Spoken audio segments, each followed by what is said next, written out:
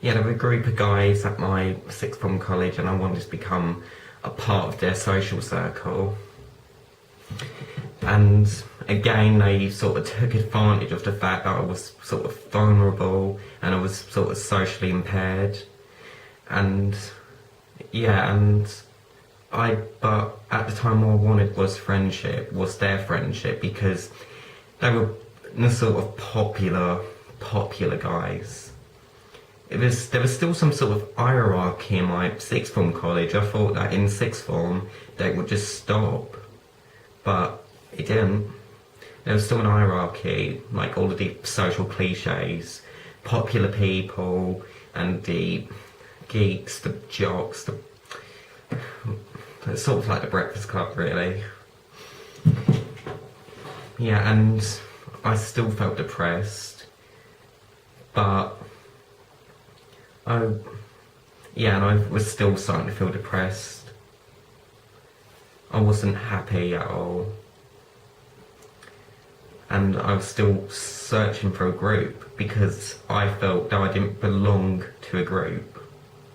I was just really, essentially, like, I was a people person. I didn't really belong to a group. I was just, well, on good terms with everyone. But the biggest transition of my life with Asperger syndrome was when my mum passed away in January 2012. Like, my mum, she was there for me all of the time. She helped me whenever I needed it. And she was the biggest part of my life. Like, initially I didn't think that I'd be able to cope without her.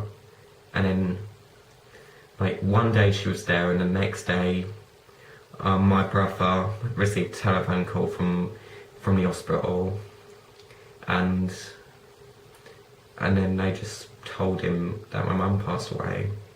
No words need to be said.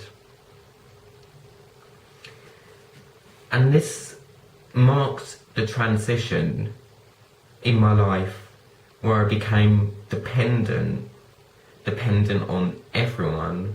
I was still receiving all of this special help from the support team of my college, to coping on my own, like doing things for myself, going out for myself, earning my own money, etc.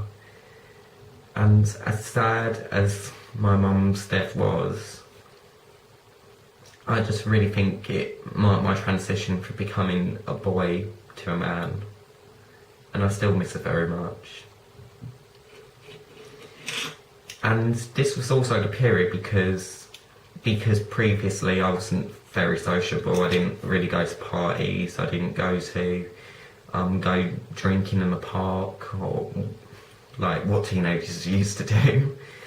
I didn't really do that. But it was during this time that I actually did.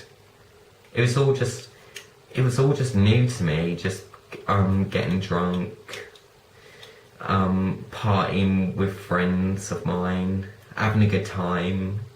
It was fabulous. It was fabulous. Not that I encourage every drinking. I mean, it's nice every once in a while, but yeah, I just can't stand hangovers. Yeah, but it was just all totally new to me. And when I was out with friends of mine, my Asperger's was almost non-existent.